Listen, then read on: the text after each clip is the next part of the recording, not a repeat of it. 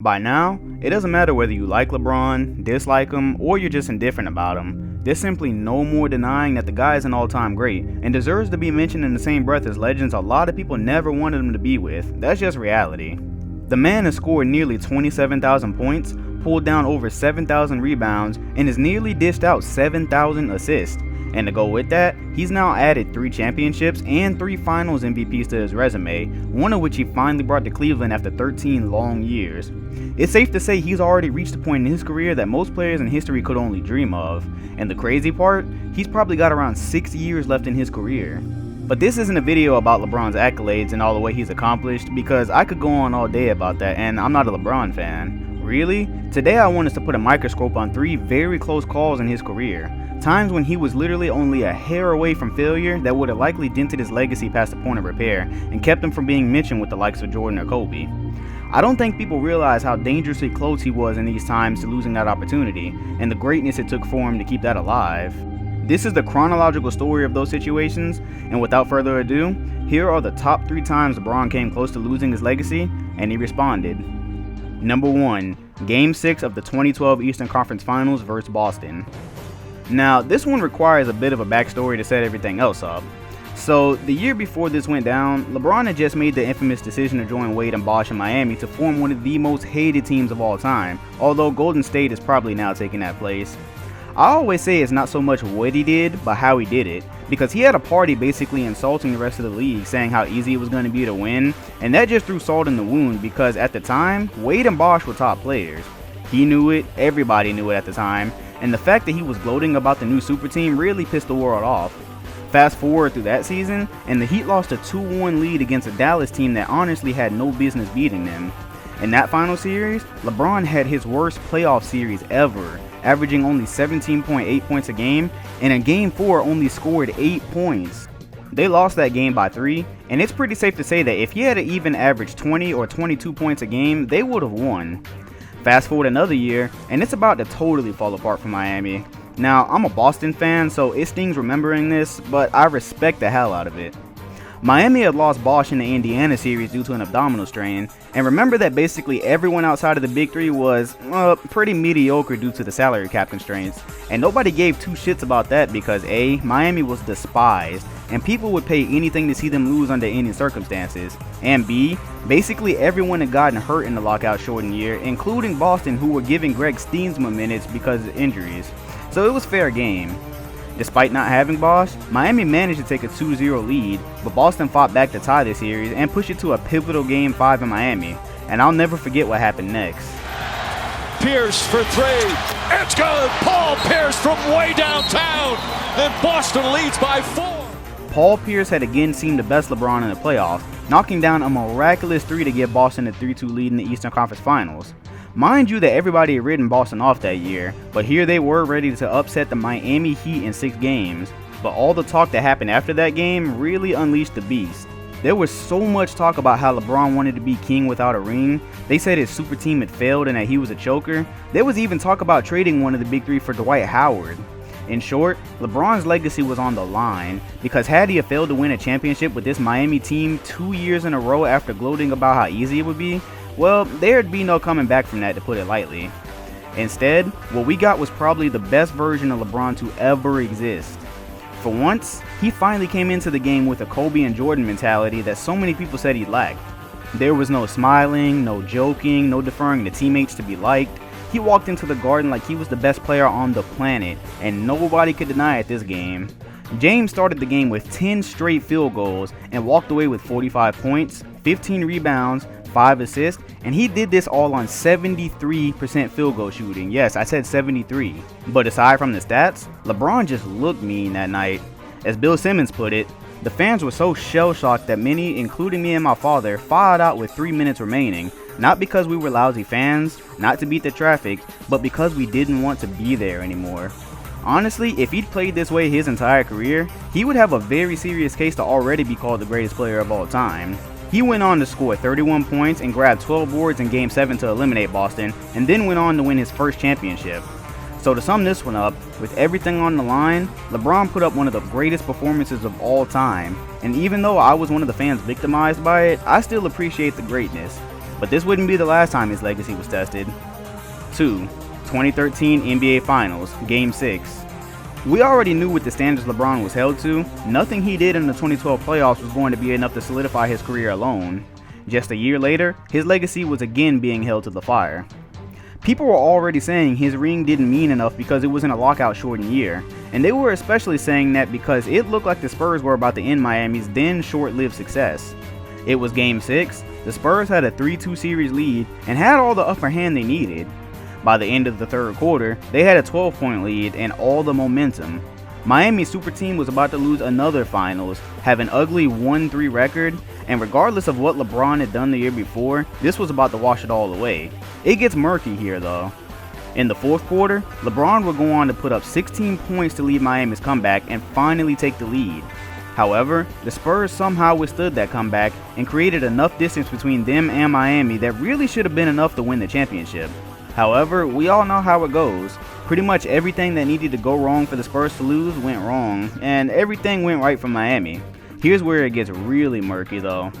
LeBron James hits the 3 that made it a 2-point game, making it possible for Miami to stay in the game in case San Antonio missed free throws, which they did.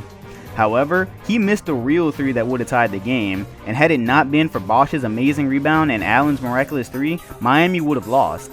For this reason, many people have gone on to say that Ray Allen saved LeBron James' legacy that night. Personally, I agree that the shot by Ray did save it for the simple fact that the game was over if it missed, but you have to give LeBron James just about as much credit for saving his own legacy, because something that never gets talked about for some reason is the fact that Miami was dead in the water until LeBron breathed life into them with that 16 points in the fourth. What if he had to just continue to be passive? Ray Allen's 3 never would have even been a possibility then, and the Heat would have sailed off into the night quietly. In this elimination game, James tallied a triple-double with 32 points, 10 rebounds, and 11 assists. And in Game 7, they would go on to close out the Spurs as LeBron would score 37 points and grab 12 rebounds. To say that Ray Allen saved LeBron's legacy with the three-pointer isn't totally wrong, but it's also not right to leave out that LeBron stepped up in a big way when his team needed him. Ray Allen wouldn't have had anything to save that night without James' contributions. 3. The 2016 NBA Finals. The last time LeBron came close to losing his legacy is still pretty fresh in all our minds, and it's one of the most amazing things to happen in recent memory as it pertains to basketball. Even after LeBron won in 2013, he went on to lose in 14, giving him a 2-4 finals record. And all the way until there was only a minute left in Game 7, it looked like he was all but destined to fall to 2-5, in which most people would have officially eliminated him from all Jordan or Kobe talk. And boy did he come close. Cleveland fell down 3-1 to the Warriors, and it really just confirmed what everyone knew at the time. Cleveland had no business competing with the Western team. And that's still pretty true because as a team, there's no question Golden State was better and still probably is. But before this series, I had a theory about Cleveland's chances in the finals. I picked Golden State to win, but I did mention that if all you're asking LeBron to do is to be great for 4 more games, he could do it regardless of who he had around him, and boy was I right. Now, there is some context needed here. After 2 championships, 2 finals MVPs, and 4 regular season MVPs, most players would need nothing more to prove themselves. But again, LeBron is held to a different standard. After the decision part 2, calling himself the best player in the world, and saying that he will undoubtedly be on Mount Rushmore at the end of his career, he needed to win another one to get himself there, especially this one. All season long, the Warriors were in the spotlight, and so was Steph Curry, who became the first unanimous MVP, and looked all but certain to repeat at LeBron's expense for the 2nd year straight. What put LeBron's legacy in jeopardy even more was the fact that everyone, including himself, believed that if the Cavs were healthy in the 2015 finals, they would have handily beaten Golden State. Yet, here they were down 3-1 with everyone healthy, and then you add in the fact that Draymond and Klay had begun to toss rocks at the throne, and well, LeBron's legacy was about to be tarnished forever. But wait, there's more. Something that people will never remember because winning heals all wounds is that LeBron was being pretty passive for most of the series. People immediately point to his stats and say that he was the only one doing anything, when in fact he was not being aggressive for a while and putting pressure on the D like he could. Take for example Game 4, where he finished with 25 points, 9 rebounds, and 5 assists.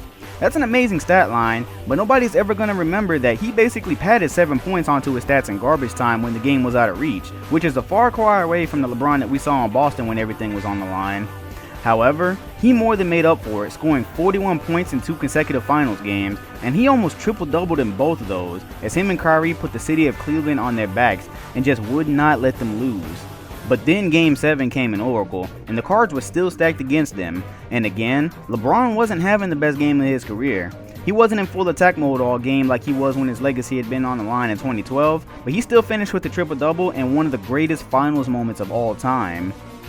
Iguodala to Curry, back to Iguodala, up for the layup, oh, blocked by James! I was giving this game my full attention, and I'll never be able to forget when I saw this, mainly because it was like a jump scare. All I saw was Iggy going to the rim for a layup. I never once saw LeBron hot on his tail until he was all over the backboard, and it pretty much just took the wind out of me. I couldn't believe he got that. The scoring was coming slow at that point, and it's safe to say that if that layup had went in, the Warriors would have probably won the game, but it just wasn't going to happen on James's watch. The game was still close after Kyrie's 3, and James would go on to put it out of reach after drawing a foul on a dunk that would have likely ended Draymond Green's career. And in one of the greatest, most competitive games I've ever seen, LeBron fulfilled his promise to Cleveland and brought them a championship after doing the impossible, being down 3-1 against the 73-win Warriors. This miraculous win gave him his 3rd championship, his 3rd finals MVP, and once again saved his legacy. And I truly believe that this was the last time his legacy should ever be taken to trial. There's simply not much left for him to accomplish now. He's still stacking up his stats, which are already at all-time great levels. He got one for the land, and he beat the team with the best record in history. He could honestly retire right now, and what would you be able to say about his career?